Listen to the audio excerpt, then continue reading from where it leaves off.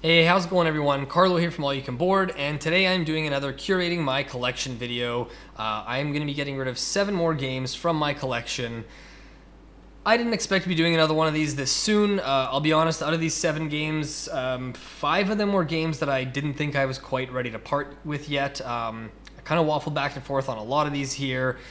But I am going to be moving by the time you see this video. I might already be in the middle of a move, and I just kept thinking I don't want to keep moving with stuff that I might never use again, so I'm kind of trying to downsize. I wish I could have had some of the biggest, heaviest boxes, but some of those games I've only played maybe once. I think I got to give this at least one more shot before I get rid of it.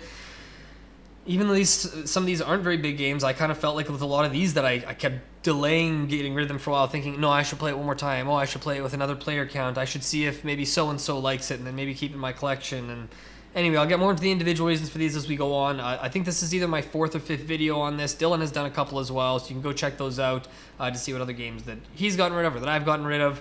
Otherwise, I'm just going to get right into it. This first one here is going to be a bit of a cheat pick, which I'll explain, and that is Exit the Abandoned Cabin. So this is published by Cosmos, and the reason this is kind of a cheat pick is this is kind of a one-time play. I don't. This is the only one in the Exit series that I've played, but there are a bunch of these. For anyone who doesn't know, Exit the game, and there'll be a little like subtitle or whatever. So this one, The Abandoned Cabin, was the one that I universally always kept hearing, reading online about, like, if I haven't played the series, what's the best entry point where it's, not too easy but still challenging and interesting. And I thought about it for a long time because I knew that these were like, they're inexpensive games, or I think like $12, $15, something like that, maybe 20. But I knew that this isn't something, maybe there's ways to avoid ruining the components and being able to use it, but I think it would have been tough and would have kind of defeated the fun of it. So it's basically an escape room in a box. So it plays 1 to 4 players. You have a time limit, or you're setting a timer, and you can kind of determine how well you did as a team or solo or whatnot based on how long it took you to do, and if you whether you even completed it in the time limit and all that kind of stuff. So my wife and I played this together actually at our family cabin a few months back. So we tried to make it a little thematic. And actually, the funny part about it was that we were in the it's a cabin. It's not like in the middle of the woods or anything, but like there's a lot of people in my wife's family who will there's basically a rotating cast of people who go to this cabin, and so I think we don't really know the neighbors all that well. No one ever just shows up and knocks at the door. And we're sitting there playing this thing with the timer on, and suddenly there's a knock at the door, and it totally startled us, caught us off guard. And it was just some, neighbors looking for my wife's mom or whatever it was, or someone else in the family that we didn't know, and then kind of took the momentum out of our sails a bit halfway, and we had to kind of go back and reset the timer and get back into it. So that might have hampered the experience. I did enjoy it, but as someone who really, really, really likes actual escape rooms, I was conflicted because I was really impressed with how well it pulled it off. I was very skeptical. I kept thinking, I'm probably not going to like these games that much, but I feel like I should give them the shot, because what if they are really good? There's a whole series of them, and maybe I'll just do one every once in a while, at the cabin or whatever. And it was pretty fun. We enjoyed it, but it wasn't an extremely memorable thing. I wouldn't say that we got to the end and said, oh, we have to play another one. I remember we both kind of looked at each other and went, well, now that the box serves no purpose for us anymore, I don't know if I would go buying more. And I'm going to probably leave it at that in terms of the mechanisms of the game. I'm going to shift the discussion here very, very shortly, or very briefly here, just to the environmental impact of, so board gaming in general as a hobby is not the most environmentally friendly hobby. There's companies that obviously, sometimes by no fault of their own, will get games manufactured that have faulty components that then need to be potentially scrapped entirely, or then they just have to make new ones. There's a lot of plastic a lot of the time. A lot of publishers are making the effort to move towards more environmentally friendly, recyclable products, getting away from plastics, wrapping things in paper with a rubber band rather than having them in shrink wrap, etc., etc., etc. And even though it is a fairly small box, it's still it's kind of useless to me now. I thought I'd keep it for a while to be oh, maybe, the memory of it on the shelf, or we pull out the components every once in a while, but it has just sat there since I played it. So again, I call this a cheat pick in a way, because, I'm not going to play it again anyways, so it's a pretty easy choice to get rid of it. We'll maybe take out a couple of little components and put them in a box somewhere or whatever. Maybe look back on them someday, but overall, I don't think I'll revisit these again. I think, to me, it feels too inferior to the experience of an actual escape room. Even though I think the design team, Inca and Marcus Brand, they absolutely nailed I don't know if it could be done better in a board game format or a tabletop format like this. I just don't think that's the way that I want to ideally experience sort of the escape room type feel. So, yeah, that is Exit the Abandoned Cabin. All right, next up, and by the way, from here on out, I kind of am doing these in the order from my enjoyment level from least to most enjoyable. So the next one we're going to go into is a very popular game, one I haven't played in forever, and that is Risk. I feel kind of bad getting rid of this one because this was a part of a Christmas gift from my brother, probably 6-7 years ago or something like that, and I haven't even played this copy. And that's part of the reason why I struggled so much to get rid of it. I have, first off, like I always feel guilty moving on from something that was a gift from someone, especially if I like can't even say, well, I got my enjoyment out of it over the years, so now I'll let someone else have a turn with it or whatever. I haven't played it once, and part of the reason is like I'm not a huge fan of Risk, and I always said, I remember when my brother would invite me to join him and his friends for Risk nights, or I have friends that play it too, or people would play it online and all that kind of thing. And a big thing for me was always like the player elimination, the length of the game, all these kinds of things. And I thought, like, as I'm getting more and more into these modern day hobby games that have no player elimination, that are quicker experiences, all this kind of stuff, I thought, am I really going to play Risk? But I thought, I'll give it a shot. It's, faster. I know a lot of people who would be open to playing it, kind of thing. But it sat on my shelf, and I'm realizing more and more that the people that I know, like my friends and family that want to play Risk, they have their own copies of Risk, and I would be open to going to someone else's house and them refreshing me on the rules, and I would happily give it another shot with other people at their place. But like, if someone comes over to my place and looks at my 100+ games and goes, oh, we should play Risk, I'm gonna be like, really? I don't even remember the rules, and also like I would rather play so many other games here, and maybe it's because I just haven't had a great experience with it yet. But the idea of having people in my house for a game night, and either me being eliminated, like if I'm eliminated from a game of Risk, if I play at someone else's house, I can go home if I don't want to watch, but I'm not just going to like, I guess I'll go upstairs or watch you guys play or kind of thing. But I also would feel so bad. I know I would find it tough to enjoy the game if someone else got eliminated like early on in the game and they're at my house and I'm like, can I help? Do you want to watch some TV? Can I, I would feel so guilty and I wouldn't be able to actually enjoy the game. So yeah, if I play Risk again, I can play someone else's copy who owns it, who really wants to play it. But otherwise, unfortunately, I've just been carrying this game around for too long, and I'm not going to move with it and expect that I'm going to play it when I have so many other games that I either haven't played yet that I want to play first, or games that I have played that I just want to revisit rather than going into some unknown that might be a lot longer than I think or might have the player elimination or whatnot. So Risk will be leaving my collection. Next up is a game called Valknut. So this is designed, illustrated, and produced by the same gentleman, Louis Brouet. I apologize if I mispronounced that. Fellow Canadian, who I believe his company, I think they're called Vesuvius Media, and I think they're in Halifax. Very hardworking guy. He's designing a lot of games, putting out a lot of games over the last few years. He's done the, I think they're called Dwarfs Fall and Dwarfs something series. There was another one recently on Kickstarter called Keep the Heroes Out. You'll probably recognize the kind of art style if you're familiar with those games. And this was actually, for years and years and years and years, I never backed anything on Kickstarter. And then around, I think it was March 20, probably right around the start of the pandemic, I backed my first game ever on Kickstarter, and this was actually it. It was a late pledge, so maybe not official, but I did get in there, and it's basically, there's an ancient game from, I don't remember how many hundreds of years ago, called Tafel. I'll try to remember to put a link in the description below or just spell it out in case you want to look into it. But it has, it's basically sometimes known as Viking chess. And it was a game where basically all the pieces, it looked just like kind of like a chessboard. I think it was bigger. And I think it was, if I'm not mistaken, not asymmetric in terms of the pieces move differently, but I think one player had a certain number of pieces and the other player had more, and there was a slightly different goal, but the idea is that all the pieces move like a rook in chess, so just in a straight line, and you're trying to kind of sandwich your opponent's pieces to take them off the board. This is basically an updated take.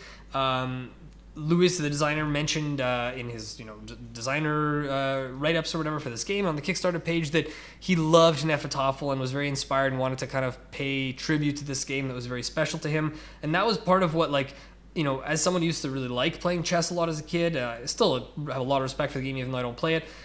The idea of having something that was a very classic sort of ancient game, but reimagined in a format that had, these ones actually do have like variable player powers or asymmetric. Like, there's the dragons, there's the dwarves, there's whatever. I think there's 9 of them in the base game, and you're also doing something here where you're building out the map. So on your turn, there's a row of cards, and you basically pick one of the 3 cards, you add it to the main terrain, and then if you have these symbols, you can place more pieces on the board, and you have these units that go out. Every faction has a different number of units, different abilities. A lot of interesting stuff. It plays 2 to 4 players. The reason this is leaving my collection, well, there's a few reasons it's leaving my collection. First off, I don't think it's a particularly good 3 or 4 player game. I would only ever really play this with 2. And I had a couple issues with the way the terrain develops with cards. Like, there's sometimes where it's really hard to make use of your powers, or sometimes you look around and the cards, like, in some ways it felt like it didn't play quite as quickly as I would have liked, and at times there were a couple of games I played of it where the randomness of the way the cards came out and where you could build the territory just felt a bit unsatisfying. So I liked the idea, I liked the concept. There were a couple times I liked it, but when I look at it on my shelf, I haven't gone back to it now in a long time, and when I look at all the other 2-player games on my shelf and I'm more likely to play ahead of it, there's just way too many other games that this is never really going to get to the table. I've pointed it out to people who have come over, and people have said, oh, that sounds cool, let's play Battle Line, or oh, that sounds cool, let's play Santorini. So I just don't see it getting played, and I'd rather this go to someone else who will play it. That is Valknut. All right, now these ones are a lot tougher. So let's get right into the next one, though. Project L. If you're a fan of our channel, you might think this is blasphemy. I know there's a lot of people who really like this game a lot, and to be fair, like, I don't dislike the game. I think it's a great game. There's a lot of things I do like about it. For anyone who doesn't know, it's basically a polyomino engine building game. So I personally can't think of, like, there might be polyomino games where you kind of build an engine throughout. Obviously, like something like Spring Meadow, which I've talked about on the channel, which I really like because you have the connection of all the burrows that you're getting bigger and bigger rocks every turn if you chain these burrows together. So some engine, but like this game is almost more, it's an engine building game that uses polyominoes rather than feeling like an actual polyomino game to me. And that's part of, what is making it leave my collection, to be honest with you, is I can't think of another just straight up polyomino engine builder game. And if I'm going to play a polyomino game, this is nowhere even in the top like 5 or probably even in the top 10, like even in my own collection, in terms of the one I would reach for, because usually when I want to play a polyomino game, I'm not looking for something where I'm trying to like, min-max and make the most efficient move every turn. Like, it's usually kind of more of a relaxing game where I'm just trying to like sort of do a puzzle, fit these pieces in, see the best I can do, and like, sure, I'm still playing to win. Like with any game, you should still be trying to win, even if winning isn't, it doesn't determine your enjoyment of the game. But there was just something a little, I don't know, it felt like it falls short for what I want in a polyomino game, and then also it's nowhere near one of my favorite engine building games. It falls a bit shy of, like, there's other engine building games. There's games that fall under engine and tableau building. It's hard to classify where you would say them more, but it, like, Race for the Galaxy, Res Arcana, the Century games, which I don't even own. Anyways, there's just so many other games that are going to come ahead on either one, and I kept thinking, oh, well, maybe I'll play it with my wife one day. And I asked her, I'm like, hey, what if I got rid of this game? What do you think? And she's like, well, what is it? What's it about? What's the theme? And I'm like, there isn't really a theme. And I could already see her going, well, and I was like, and it's not really like one of those ones where you just fill up your board and you're trying to do stuff like in, Patchwork or Spring Meadow or whatever. I was like, started explaining there's an engine build, and she was like, we have enough polyomino games. So probably not going to play it with her. I've only played it solo, I will say, to be fair, and I do think it's going to be much better with, like, I don't think a solo is the ideal way to play it, but I got enough of a sense from the game to know that I don't feel the need to own it, and it's never going to be the one that I choose to play personally. So I'd be happy to play it again. Dylan still has a copy. I'm sure I'll play his every once in a while. If someone else, one of my friends or family members wants to buy this off me for very, very cheap, I might even just hand it off to someone. So there's a good chance I'll play it again sometime, but I don't feel the need to own it. So that is Project L. By the way, I didn't mention, really nice quality of components. The tiles are very satisfying, and there are some very satisfying moves when you chain together things and you get these tiles. Like, it can be very satisfying to see that engine build and have that efficiency, but yeah, just not something I feel I need to play all the time. Next up is Coatl. This is, I think it's the only game so far that this company, Synapsis Games, has published. I talked about this pretty in depth in one of our Own It, Play It, Skip It videos where we do 6 sort of mini reviews of games, and I mentioned that this was a play it. It wasn't a must own, it wasn't a skip. there's a lot of things I like about this game. It kind of falls in that, in terms of like the rules complexity, how long it takes to play, you know, the level of strategy involved, all that kind of stuff. It kind of, and the quality of components and all that, it kind of feels like it falls into that kind of like Azul, Sagrada kind of range, where like it plays in probably about 45 minutes. It feels like a family weight game, but also something that you could play with people who want something like maybe a little bit more of a strategic experience. Like it's not really like a very complex game, but there are interesting decisions to make still on every turn. You're basically getting these pieces. There's either head, tail, or body pieces. By the way, a Coatl is like a feathered snake. And so you're basically collecting these pieces off this board, or you're drafting with other players. You're collecting these pieces, taking them into your supply, and you're putting them together to make these Coatls. When someone completes their third one, it triggers the end game, and at the end of the game, everyone's counting up the points that they get for them based on the cards they've assigned, which might say like, if this Coatl has, you know, for every alternating red blue section, you get 5 points. So you can make those as long or as short as you want, those Coatls. It might be a 5-piece Coatl, it might be an 18-piece Coatl. It's totally up to you. So there's a bit of that push your luck and race element of, you don't know when the game is going to end, who is going to kind of push for that end, or if you see someone getting really close to ending their third, oh well, I didn't meet that goal yet, but I got to cap this thing and put a tail on it and do all these things. So, and there's little powers that you can get, and there's other public objectives that you can be the first one to beat players to, and there's some hand management stuff. So there are some cool things going on. I've played it 4 or 5 times. I have not played the solo mode, but I did play it with 2, 3, and I think 4, and I enjoyed it on all of my plays. But it's one of those games that's like, it's a good game. It might even be a great game, but it's not something, again, that I feel like I'm gonna like. I've gotten my enjoyment out of it. I'm never going to be the one to suggest it at this point. Neither is my wife. I just don't think it has a place in my collection long term. And I know enough people that I think would be interested in giving this a shot, and I'm willing to let it go for a very reasonable price. So it will be leaving my collection. But I'm definitely curious about what these designers and what this publishing company will do in the future. So I will be keeping an eye out for them. But yeah, for now, Coatl will be leaving my collection. Okay, now these last two are actually really tough because these, I think, stand sort of, you know, if I was giving these games ratings, I'd probably rate these at least a half point or a full point higher than these. These are great games, and I'm going to give you my reasons why I'm getting rid of them. The first one is the Red Cathedral.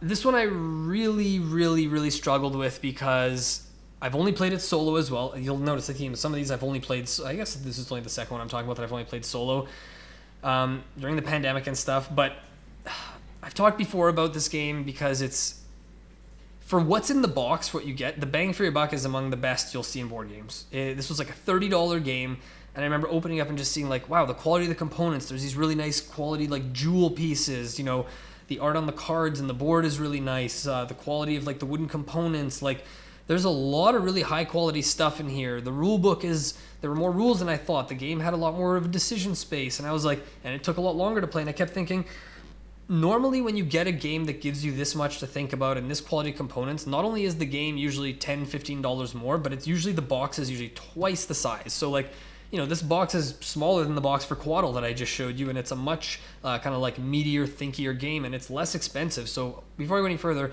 credit to DeVere Games. I would love to see more publishers do this kind of thing. There's like no wasted space in the box. But it's basically a game where there's this rondelle where you have these dice that get rolled, and then they stay there and have a number on them, obviously, and you have a private board, and you're basically trying to, with the other players, you're building up this cathedral. And there's going to be these cards that come out, and you're going to be basically reserving parts of the cathedral, your builders that are all working together to try and impress the Tsar. And so you're basically trying to, you know, reserve things that you think you can complete before other players, but depending what order you complete different sections in, you might gain or lose other points. There's area control stuff, or area majority, where at the end of the game, every sort of segment of the tower, whoever has the most pieces, whoever contributed basically the most to the tower is going to score the most points. So every single spot that you try to invest in and which parts you invest in, because you don't always have to start at the bottom necessarily. There's all these really interesting things going on, but it's a game that, it says around the box 80 minutes. I think that's pretty fair. I could see it coming in at under an hour and a half. I think it's not a game that's going to be best solo or 2 players. It's probably best to 3 or 4, and it's just, now, I played it once 8 or 9 months ago. I've already forgotten the rules. And when I just think about how many other games in my collection that I want to get back to the table or play for the first time, you know, if I were to like go to a cabin and take 20, 30, 40 games from my collection right now, like this wouldn't make the cut. And then I keep thinking, well, how long am I going to hang on to this just to play it one more time? Like I know it's not going to be, I got enough out of my one play to know it's not going to be an all-time favorite. So why am I trying to hold on to this game just to be like, well, maybe I'll play it 1 or 2 more times and then I'll do some sort of mini review on it or something. And like, I think it's just time to let it go. And because of how relatively inexpensive it was for me, I'm sure someone I know will probably take this off my hands for like 15, 20 bucks. And if they really like it, then that's a steal of a deal for an excellent game. It's just not one that I'm personally itching to play again. And the other thing is I've had people come over and say, oh, what about that game, Red Cathedral? But I've already forgotten the rules, and I don't feel like I want to always... No, I don't want to keep reading the rule book and be like, okay, well, I should be ready just in case someone wants to play this. But if someone asks me on the spot, do you want to play this? And I don't feel like I know the rules well enough. The rules are heavy enough in this that it's not one that I'm just going to want to say, yeah, sure, we'll just read the rules together and I'll reteach you. So just falls into a weird spot. But I think it's a really, really good game, very well designed, and I will happily play anything else that these designers put out, as well as this publishing company, just on the strength of kind of the overall package and just how impressive it is for what it has in there. So, yeah, it's a tough one. I'm kind of potentially even regretting it as we speak, but yeah, hopefully no regrets long term. That's the Red Cathedral. Oh. And now, last but not least, I am already having doubts about this one too. The Search for Planet X. This one... So, again, I've only played this one solo, and I might actually, like, from what I understand about the game at higher player counts and how it played solo, it might be a one that I might actually enjoy it most as a solo game. And the reason why strictly has to do with the fact that it is an app-based game. You need the app to play. It's not like, oh, there's a companion app and you can play without it, but it's a deduction game, and the basic idea is you have a little private screen and you have like a sheet of paper behind it, and this app, when the start of the game, it picks a random location for all these different things. You can play on the standard side where there's 12 spaces, or you can flip it onto the expert side of the sheet, which has 18 spaces. And basically it assigns planet X to a random spot, and then there's like dwarf planets, comets, asteroids, or what else is there? I can't remember. Gas clouds and all these things. And if you're familiar, if you remember any of those kind of like logic / deduction puzzles, you might have had these in school where it's, you know, Timmy is sitting next to Jenny, and Jenny is sitting 4 spots away from Billy, and Billy can't sit next to Tabitha because of this reason. And then it asks you, where is Billy sitting and how many seats away is Jenny from Tom? And you're like, what? And you got to start figuring out this deduction. That's basically what this game is. But you're going around the table taking turns, and there's a few different actions you can take. You can say, and you're going to punch it into the app. So everyone has their phone out or whatever, their tablet out on the table. And I'll get to that after because that's why I'm getting rid of it from my collection. But so everyone has their thing, and on your turn, you're basically punching in a secret question. Some of the information gets revealed to the other players and some of it doesn't. Like, they know what you asked, but the result isn't revealed to everyone else. So you get this information and you can make a note on your sheet. So you can target, say, I want to know what's in sector 9, and it'll tell you what's in there. Or you can say, I want to scan between sectors 4 and 8, and I want to see how many gas clouds are in there. It'll tell you, oh, there's 1 gas cloud. And you're like, okay, so I don't know where it is, but because I already know there's no gas clouds from the last round in these regions, well, it means that maybe the gas cloud is in one of these because there's only one of them, and you're slowly crossing things off your sheet, trying to do this process of elimination and figure out what's going on. The interesting thing is you're trying to locate Planet X, and that kind of triggers the end of the game when someone has located Planet X, but you don't actually necessarily win. You just get I think it's 10 points if you're the first person to successfully locate it, but you can win with having done other stuff even if you didn't locate Planet X. And it's hard to know when you have located Planet X because it kind of tells you that you're just in like I don't remember what it's called. I'm gonna forget the term, but it's like it's the same as there's nothing there, or it might be Planet X. And so there's still an added level of like deduction that you have to do to figure out, is it really Planet X there or not? There's a lot of cool stuff, but the reason this hasn't hit the table for me again is that when I play board games, when I get to play tabletop games with people, it's an escape from screen time. And in my full-time job, I spend way too much time looking at screens all day. In my spare time, you know, we run a board game YouTube channel. I watch other board game stuff on YouTube. I like watching movies. I like playing video games. I play board games on Board Game Arena, etc., etc. The last thing I want when I sit around a table with people playing games, like, I don't like having my phone at the table. Even if I get a phone call or message, I always feel guilty. I'm like, oh, it's kind of rude to have my phone at the table. I really don't want that. And the idea of inviting people over and having everyone's phone on the table is just not appealing to me. And that's what's going to make me get rid of this, even though I think they absolutely crushed it on this design. I really like this design team. They've also, this is Ben Rossett and Matthew O'Malley, and they've also designed Between Two Cities and Between Two Castles of Mad King Ludwig, which are two other games I really enjoy. And I really enjoy this, and I will happily play it with other people again.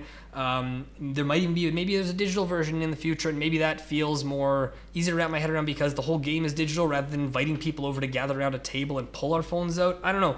There's something about it that just makes you realize I'm not going to play it again anytime soon. So I think it should leave my collection and go to someone who will really enjoy this. Great game. We'll happily play it again. But yeah, I don't own a single app-based game where an app is required. And if I did, I think it might have to be a solo one. And even then, maybe I would rather play this with other people. I don't know. Very conflicting, but I am going to get rid of it. That is the search for Planet X. So that is 7 games. Before you know it, it could be, 2 months, 4 months down the line. I'll probably be getting rid of some more. I know Dylan just told me that he's probably going to do a video of games leaving his shelf soon. So I'm curious. Let me know what you think of any of these. Do you think I'm making too rash of a decision? And if so, why? Which of these games is your favorite? Which of these are your least favorite? Or are you interested in trying? Always curious to hear from you all. But otherwise, thank you so much for watching, and we'll see you next time.